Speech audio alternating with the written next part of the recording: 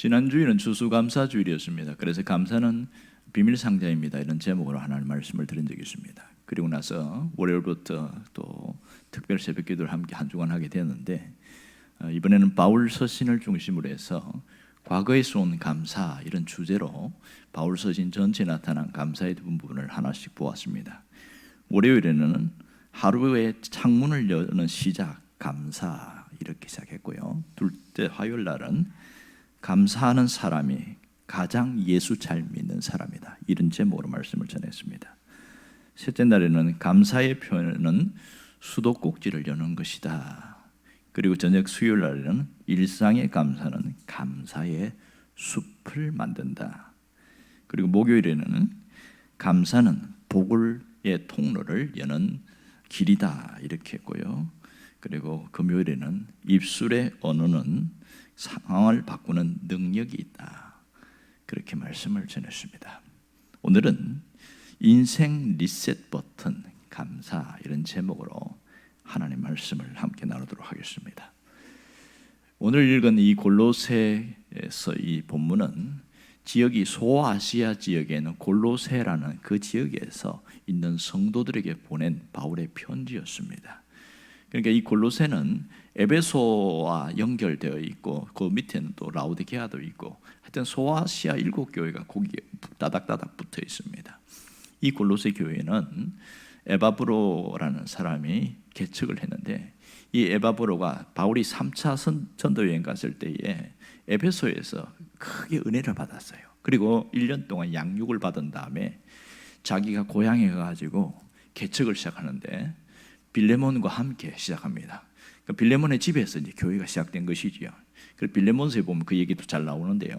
거기서 이제 두 분이 같이 합니다. 바울이 거기에 간 적이 없어요. 그렇게 해서 개척이 시작되어서 교회가 세워졌고, 교회가 점점 자라는 모습이 바울의 소식이 들으면서 너무 마음이 흡족했습니다. 그러다가 이 에바브라는 상당히 열정이 얼마나 뜨거웠는지 히아라볼리라든지 그다음에 라오디게아까지 가서 복음을 전하고 열심히 하고요. 그리고 바울이 로마 감옥에 잡혀 있을 때에 옥바라지를 하면서 헌신을 했던 사람입니다. 그러다가 큰 병이 들었어요. 바울이 말하면 죽을 병이 걸렸으니까 죽는구나, 그 정도로 심각한 병이 걸렸는데 하나님이 극적으로 살려주셔가지고 다시 살아났습니다. 그런데 설상가상으로 그 골로새 교회에 안 좋은 소식이 계속 들리는 거예요. 가장 큰 것은 이 사람들이 서로 갈등이 일어나기 시작하는 겁니다. 이 갈등이 일어나는데 무슨 갈등이냐? 어떤 사람들 중에 천사 숭배자들이 들어온 거예요. 하나님을 섬기는 자가 아니고 천사를 숭배하는 그런 사람들이 와서 이렇게 사람들을 힘들게 했고요. 또 하나는 이단이 들어왔어요. 이 이원론자들, 특히 영지주의 이단들이 와가지고 보세요. 한 무리만 있어도 힘든데 또 이단이 들어왔어요. 또 거기다가 거짓 교사들, 율법주의자들이 와가지고 이 세파로 흔들리니까 에베소 교회가 정신이 없는 게 골로새 교회가 말이에요. 너무너무 힘든 거예요. 그 얘기를 바울을 듣고 마음이 너무 아프고, 그래서 이 에바브로에게 네가 가서 이 문제를 좀 해결해라. 그러면서 편지를 쓴 거예요. 옥중 편지가 바로 골로새서입니다. 그래서 그 문제를 해결하려고 편지를 쓰는데, 그러니까 골로새서는 그 문제를 해결하기 위한 방법들이, 실천 방안들이 나오는데 조금 이해가 안 되는 게 있어요. 그 처방전에 중에 하나가 우리가 읽은 부분인데, 뭐라고 처방전을 내리냐면 감사해라, 이렇게 했습니다. 지금 바울이 해결책을 뭘로 냈냐면 감사해라, 이렇게 이야기하는 겁니다. 사실 상황이 감사할 상황이 아니지요. 여기 있는 옥중에 있는 사람도 그렇고 골로새 교회 성도들도 상황이 저거 서로 마음이 다 찢기고 상했는데 그냥 무조건 감사해라 이렇게 하면 이거 어떻게 들리겠어요? 뭔가 구체적인 방안들을 주셔야지, 답답하게 이런 얘기를 하냐고요. 가끔 보면 이 바울이 조금 이해가 안 될 정도로 답답한 그런 말을 한 적이 있습니다. 자, 이 빌립보 교회도 문제가 생긴 적이 있거든요. 거기는 여전도회 회장 두 사람이 크게 아주 열정적으로 일하는 사람이 부딪혔습니다. 유니게와 순두게가 부딪혀가지고 그래갖고 굉장히 어려움을 당했을 때, 그래도 뭐라고 하는지 아세요? 아무것도 염려하지 말고 감사해라, 이러는 겁니다. 답답하지 않습니까? 데살로니가 교회에서도 어려움을 당했을 때에 그들은 외적인 그 핍박 때문에 어려움을 당했어요. 그럴 때도 뭐라고 얘기하냐면 그냥 범사에 감사해라 이렇게 얘기를 합니다.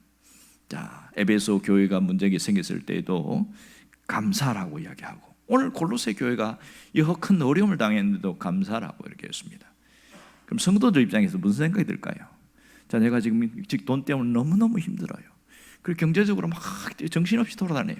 그래서 목사님한테 상담하러 왔더니 목사님이 집사님 그래도 감사하십시오 이렇게 권면했다고 칩시다. 그 말이 어떻게 받아들일까요?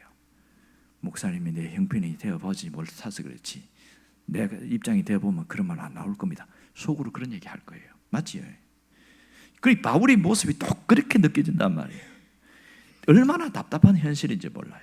그러면 바울이 몰라서 이렇게 말했을까요? 아니지요. 왜 바울이 이런 여러 가지 문제가 있는데 그 문제를 해결하는 해법을 감사라고 이야기를 했을까요? 왜 그랬죠?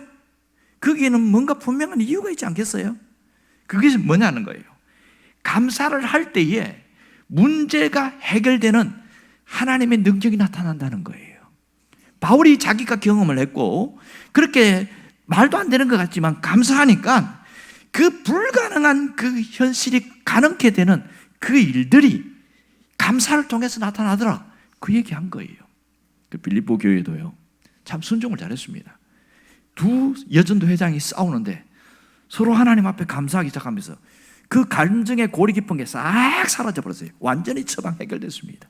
데살로니가 교회에서 외적인 그런 환난과 핍박이 있었는데 감사하기 시작하면서 그걸 견딜 수 있는 힘이 생기고 교인들 간에 서로 기도하자고 그러면서 서로 격려주고 완전히 달라졌습니다. 에베소 교회도 마찬가지였어요.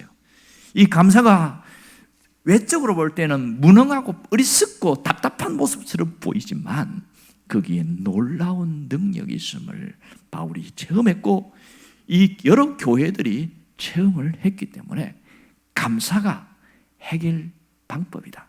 그 얘기를 하고 있는 거죠. 빌립보 교회는 감사 버튼을 눌렀을 때에 모든 상황이 정리됐을 뿐만 아니라 바울의 선교할 때에 성경금을 보태고 그 중에는 눈이라도 빼서 바울에게 주고 싶어 할 만큼, 왜 바울이 눈이 너무 안 좋으니까 아예 앞이 뭐 글자가 잘 안 보이는 거예요. 그 정도로 가슴 아파하는 사람들, 바울을 위해 기도하는 사람들이 많이 있었음을 알 수 있습니다. 지금 감사할 상황이 아님에도 불구하고 지금 문제가 막 복잡하게 얽혀서 있는데도 불구하고 무조건 감사하면서 감사 버튼을 매일매일 누르기 시작하면 거기에 하나님의 능력이 나타난다. 바울은 그 얘기를 하고 있는 거예요. 여러분, 감사 버튼을 누를 때에 어떤 은혜를 주시는지 압니까? 바울은 세 가지를 이야기합니다. 첫 번째, 감사 버튼을 눌렀더니 마음에 평안이 찾아오더라. 그 얘기합니다. 15절에 보면 그리스도의 평강이 너희를 주장하게 하라. 그렇게 했어요. 이 평강에 너희는 평강을 위하여 한 몸으로 부르심을 받았으니, 평강이라는 말을 두 번 이야기하죠. 평강이라는 헬라어 단어가 에이레네인데 에이레네는 평안 같은 말입니다. 마음의 평안을 말합니다. 예수님 마지막 제자들이 두려워 떨고 있을 때에 십자가에 돌아가시고 있는데 제자들이 두렵잖아요. 그때 예수님이 찾아왔을 말이 너희에게 평강이 있을지어다. 요한복음 14장 8절에도 보면 27절에 보면 평안을 너희에게 끼치노니 곧 나의 평안을 너희에게 주노라 이렇게 이야기합니다. 주님이 끊임없이 계실 때도 평안을 이야기했어요. 바울도 그것을 이어받아서 우리에게 주시는 감사의 버튼을 누르기 시작할 때 평안이 찾아온다는 거예요. 불안함이 없어지고 평안이 찾아옵니다. 두려움이 몰락하고 평안이 찾아온다는 거예요. 이게 얼마나 강력한 능력인지 압니까? 사람이 왜 잠을 못 자는 줄 아세요? 불안해서 못 자는 거예요. 두려워서 못 자는 거예요. 걱정 근심이 꽉 차 있으니까 자다가도 벌떡 일어나는 겁니다. 그런데 마음이 평안한 사람은 잘 잡니다. 하나님이 하실 건 믿기 때문에 잘 자는 거예요. 그러므로 감사의 버튼을 누를 때에 첫 번째 주시는 은혜가 뭐냐면 평안입니다. 여러분의 이 평안의 축복이 있기를 주의 이름으로 축원합니다. 두 번째 은혜는 뭐냐면 말씀의 풍성함입니다. 16절에 보면 그리스도의 말씀이 너희 속에 풍성히 거하여 그렇게 했어요. 그리스도의 말씀이 너희 속에 풍성히 거하여. 이게 무슨 말이냐면 내가 감사 버튼을 누르기 시작하면 말씀이 내 안에서 살아나기 시작한다는 거예요. 외웠던 말씀, 들었던 설교를 들었던 말씀이 다시 기억되어서 일어나기 시작한다는 거예요.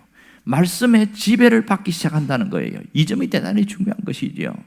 여러분, 문제가 생기면 우리는 시야가 좁아지기 시작해요. 이것만 보여요. 이것만. 다른 건 하나도 안 보여요. 옆에 사람이 아프든지 무슨 문제가 있든지 아무 생각 없어요. 내 문제가 제일 커. 세상에서 내 문제가 제일 괴롭고 어려운 문제예요.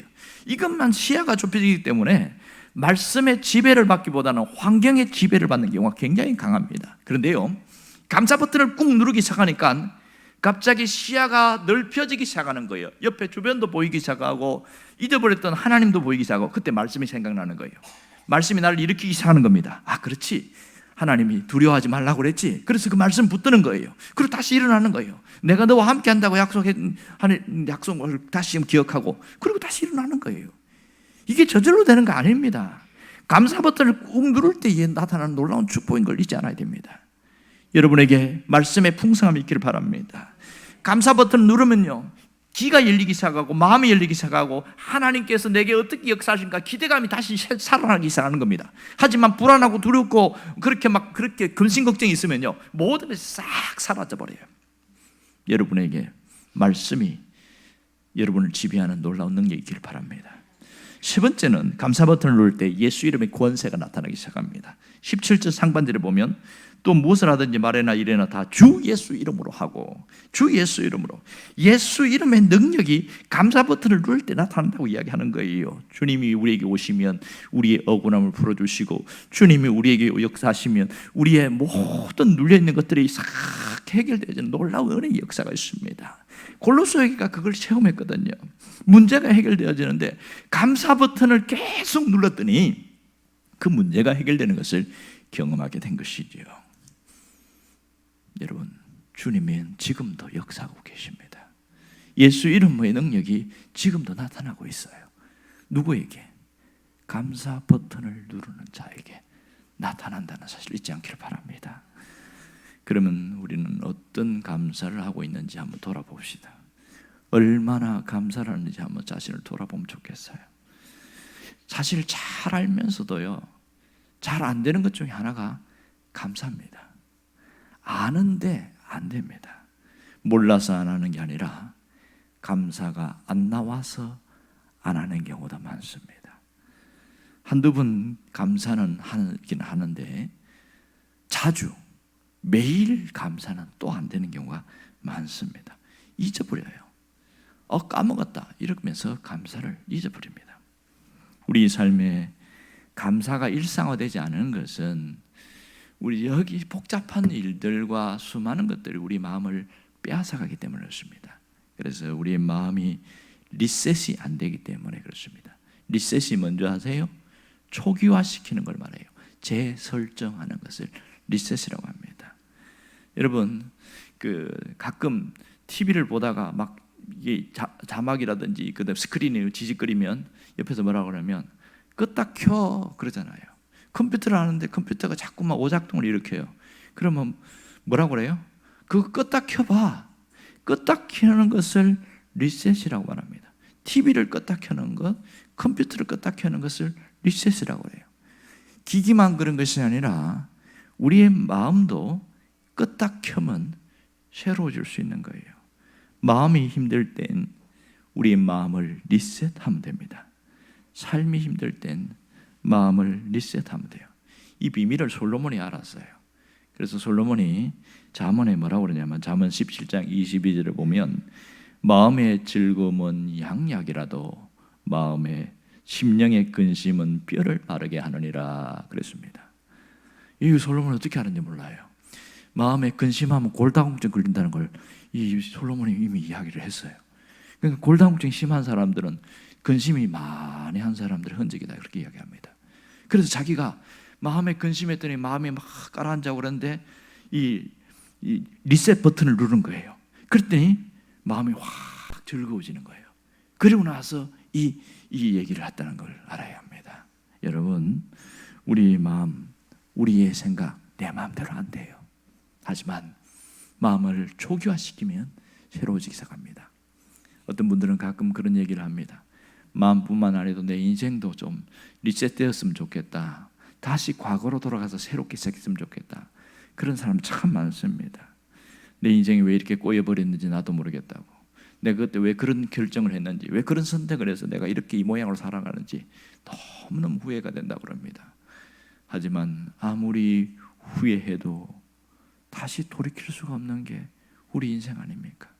그래서 가슴을 치고 한탄하고 속상해하고 억울해하고 분노하고, 왜 그래요?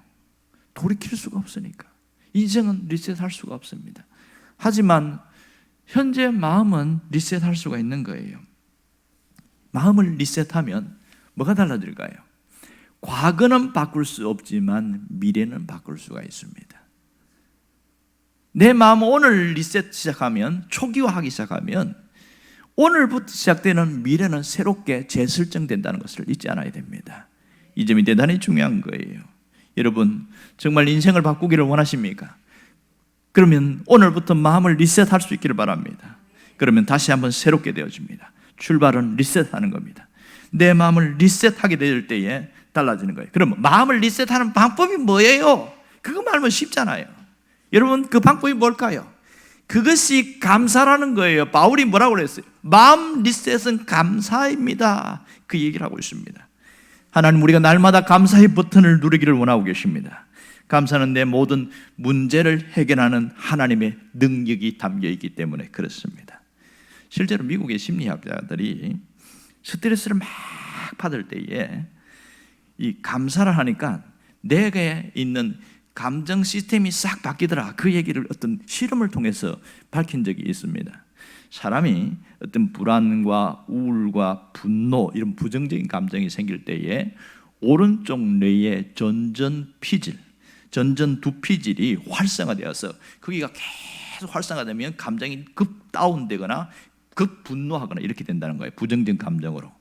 그런데 뭔가 즐거운 일이 생기고 마음이 편하고 막 열정이 있고 뭔가 막 삶에 활력이 있는 사람들은요, 왼쪽 뇌의 전전두피질이 활성화되는 것을 봤대요. 실험을 통해서 보니까 그 뇌가 활성화되면 막 60, 70 넘었는데도 막 의욕이 불타가지고 막 사는 것이 막, 저 사람은 나이를 거꾸로 먹나 봐, 이렇게 할 정도로 그렇게 살아가더래요. 그게 실험 결과에서 나오는데, 희한한 게 뭐냐면 그렇게 부정적 감정으로 막 이렇게 오른쪽 뇌의 전전두피질이 막 활성화되어 있는데, 거기서 감사 버튼을 꽉 눌렀더니 이 감정 시스템이 확 이동을 하더라는 겁니다. 왼쪽 뇌의 전전두피질이 활성화되기 시작하면서 갑자기 달라지더래요. 이게 실험 결과로 나온 거예요. 희한하지요. 부정적 감정이 싹 사라지면서 긍정적 감정으로 바뀌는데, 왼쪽 뇌의 이게 전전두피질이 다시 활성화돼서 막 이렇게 달라지더라. 이게 실험 결과로 나타났습니다. 그게 뭐예요? 그 심리학자들 뭐라고 그러냐면 감정이 리셋되는 것과 같더라, 이렇게 표현을 했습니다. 성경에서만 그런 것이 아니라 일반 사람들도 그렇게 말합니다. 우울하고 답답하고 힘들 때에 아니야, 난 잘할 수 있어. 자기 어떤 그 내적 암시를 통해서 나는 해낼 수 있어. 일반적으로 이렇게 해서 바꾸잖아요. 일반적인 사람들은 합니다. 하지만 신앙인들은 거기서 한 걸음 더 나아가야 됩니다. 어떻게 해요? 감사로 바꾸는 거예요. 감사로. 부정적인 것을 감사로 바꾸는 거예요. 환경을 감사로 바꾸는 거예요. 어떤 분이 그런 분이 있더만요. 제가 지난 새벽에도 그런 설교를 했습니다만은, 추수감사주일인데 사업을 하다가 망해버렸어요. 그래갖고 그 있는 차도 날아가고 집도 날아가고 다 날아갔어요. 가정 다 뿔뿔 흩어져갖고 가족들은 외갓집에 가 있고 자기는 웬만한 그 원룸 속에 숨어 살고 있고, 그 교회도 그냥 숨어서 나오는 거예요. 걸어서 나오고. 누가 봐도 쫄딱 망한 그 사람에게 무슨 감사가 있겠어요? 추수감사주일인데 그래도 신앙은 있으니까 그 감사는 되니까 아무리 찾아도 감사할 게 하나도 없는 거야. 돈은 없지, 몸은 아프지, 환경은 다 망가졌지, 일어날 재기할 수 있는 힘은 아무것도 없지. 그러나 신앙은 있으니까 교회는 나왔어요. 하나님 앞에 감사하려고 보니까 마침 꼬깃꼬깃한 돈이 하나 있어서 그거 집어넣어 감사한금을 하는데, 뭐라고 감사한지 아세요? 아무리 생각해도 감사할 제목이 없었고, 그럼에도 불구하고 감사합니다, 이렇게 싹고 내놓은 거예요.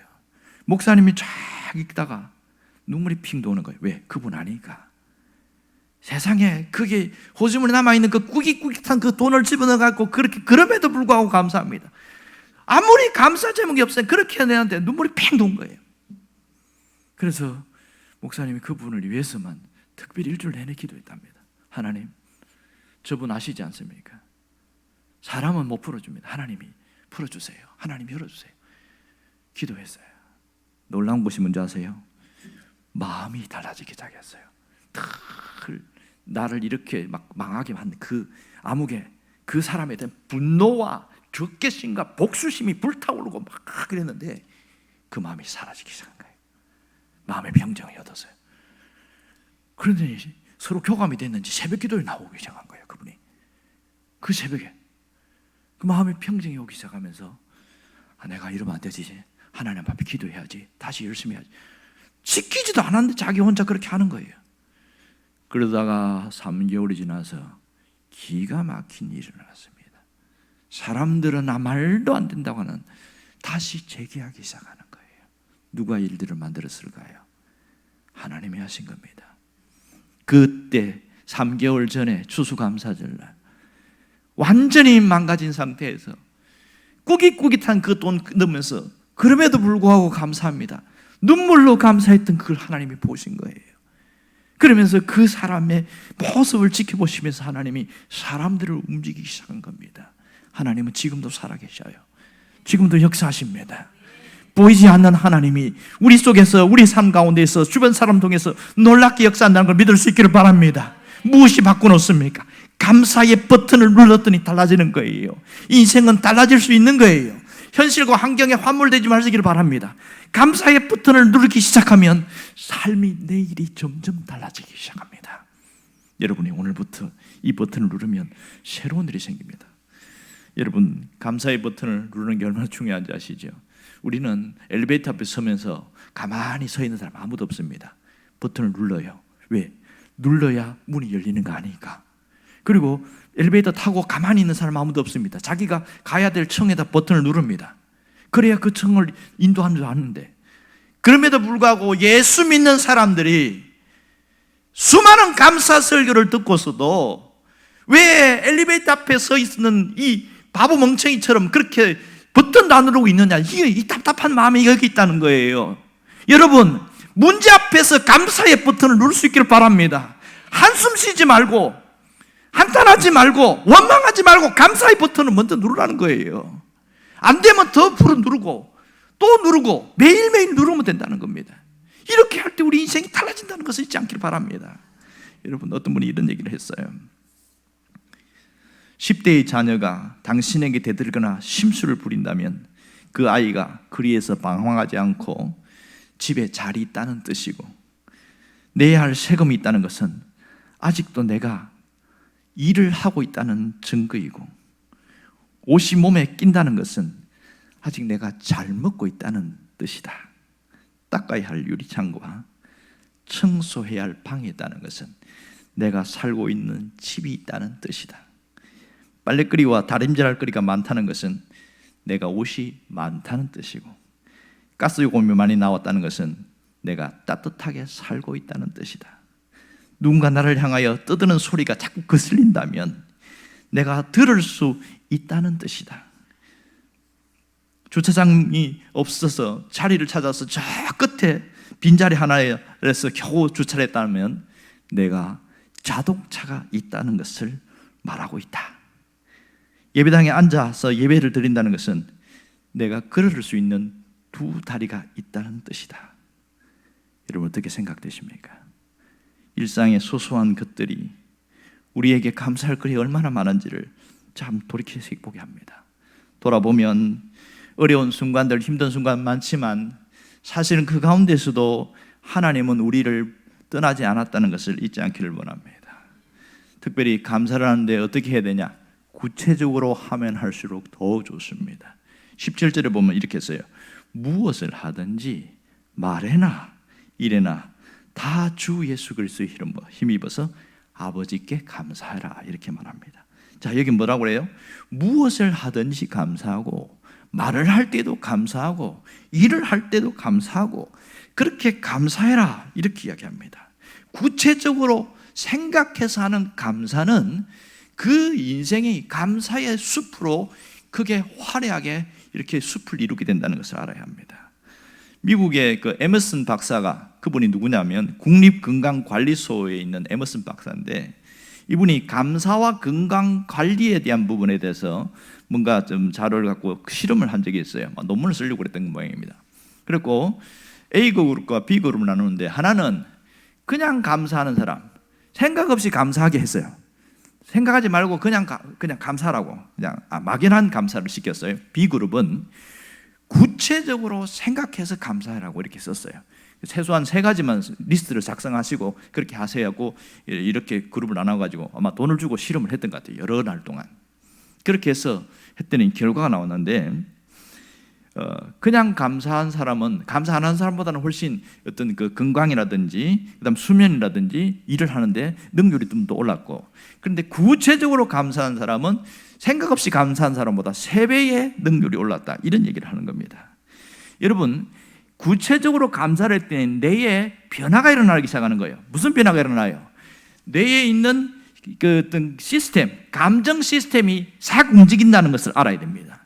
이쪽 오른쪽 뇌가 활성화됐던 이 부정적 감정이 감사하면 왼쪽으로 긍정적 뇌로 활성화되고 싹 바뀐다는 걸 알아야 됩니다.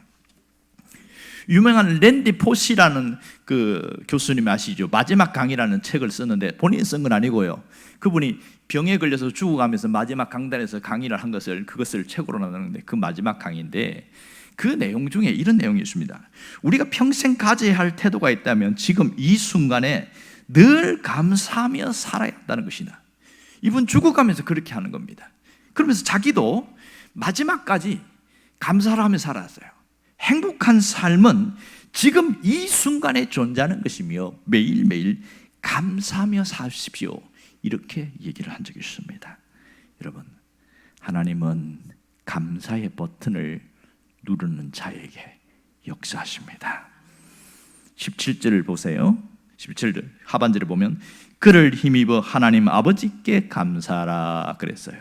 그를 힘입어 하나님을 의지하여 감사의 버튼을 누르세요, 이런 뜻이죠. 하나님은 감사하는 자에게 결과를 주십니다. 감사의 버튼을 누른 자에게 하나님께서 길을 열어주신다는 사실을 잊지 않기를 바랍니다. 이런 책이 있습니다. 윌 파이라는 사람이 있었는데, 이분이 자기 경험을 썼어요. 인생이 바뀌는 하루 3줄 감사의 기적. 이 청년은 20대 젊은 나이에 우울증과 자살 충동으로 굉장히 힘든 나날을 보냈습니다. 그리고 실제로 자살 시도로까지 할 정도로 그렇게 고통스러운 날을 알았어요. 왜냐하면 자기 젊은 날에 큰 뇌종양이라는 것이 있어가지고 더 이상 이 20대에 뇌종양 걸렸으니 삶이 얼마나 비참합니까? 그래서 절망감이 자기를 무너뜨리고 있었는데, 시간이 흐릅니다. 몇 년이 지난 이후에 그걸 극복하고 사람들에게 희망을 주는 멘토로서 강연을 하면서 그렇게 다닌 적이 있어요. 그렇게 하면서 모은 책이 바로 이 책이었습니다. 감사의 기적이라는 책인데, 이 청년이 어떻게 해서 그렇게 극복해냈을까? 그 책에 보면 감사했다고 이야기합니다. 그는 뭐라고 그러냐면, 자기가 감당하지 못하고 늪으로 빠질 때에 나는 감사를 통해서 일어났습니다, 이렇게 이야기합니다. 감사의 내용을 쓰고 작은 것부터 감사하기 시작했더니 내 안에 있는 우울증이 점점 사라지기 시작했고, 자살 충동으로 무너지는 그 심령이 점점 평안으로 찾아오기 시작했습니다. 그러면서 놀라운 것은 계속 감사의 버튼을 눌렀더니 의사도 손 못 쓴다고는 이 뇌종양, 이게 줄어들기 시작한 거예요. 그리고 어느 날 뇌종양이 없어져 버렸어요. 이 기적 같은, 말도 안 되는 기적 같은 일들이 실제로 일어나는 겁니다. 자기 마음이 무너진 것이 회복되어지고 육체가 사실 살아나서, 그러고 나서 인생을 확 바꾸었습니다. 그래서 약한 사람들 돕고 헌신하고 막 남을 돕는 그런 일로 바꾸어 나갔던 걸 알 수 있습니다. 여러분, 이 사람이 윌 파이라는 사람입니다. 감사의 버튼을 누르면 반드시 기적이 일어납니다. 이번 주에 여러분 내내 최소한 하루에 3번 이상은 감사의 버튼을 누를 수 있기를 바랍니다. 엘리베이터를 타는 사람들은 누를 때마다 감사의 버튼도 함께 누를 수 있기를 바라요. 그리고 감사는 반드시 조건을 찾아서 해야 합니다. 생각 없이 감사는 할 수 없습니다. 찾아야 감사할 일이 생기는 거죠. 혹 감사할 일이 없어도 그날도 버튼을 누를 수 있길 바랍니다. 감사의 버튼 누르는데 그럼에도 불구하고 감사합니다 이러면서 감사의 버튼을 누를 수 있기를 바라요. 그리고 감사의 버튼을 누르면서 가능하면 내 주변에 있는 사람에게 내가 이런 상황에 나 감사했다고 해서 카톡으로도 문자도 보내고 자기의 경험을 이렇게 나누는 그 일을 하면 배가 되어진다는 겁니다. 이 윌파이가 뇌종양으로 고통받던 그가 자기가 감사했더니 이런 얘기를 하는 거예요. 뭐라고 그러냐면 내가 감사를 했더니 그동안 보이지 않던 것들이 내 눈에 들어오기 시작했다. 그동안 다 있었던 것들에 감사하지 않았던 것이 눈에 들어왔다. 이러면서 자기 눈이 새롭게 열린 거예요. 그래서 찾아서 감사하고 했더니 기적이 일어났습니다. 윌파이에게만 하나님이 역사하는 게 아닙니다. 우리에게도 동일하게 역사합니다. 여러분, 인생 리셋은 감사의 버튼을 통해서 바꿀 수 있습니다. 과거는 바꿀 수 없지만 미래는 달라질 수 있습니다. 이것이 신앙의 힘이에요. 그냥 교회 예배당에 왔다 갔다 하는 사람들에게는 이런 능력은 절대 나타나지 않습니다. 하지만 이 말씀을 붙들고 그 말씀대로 살아가려고 몸부림치는 사람에게는 놀라운 역사가 일어납니다. 여러분이 그 주인공이 되기를 바랍니다. 이 감사의 버튼을 매일매일 눌러서 기적을 일으키는 능력자가 되기를 주의 이름으로 축원합니다. 기도하겠습니다.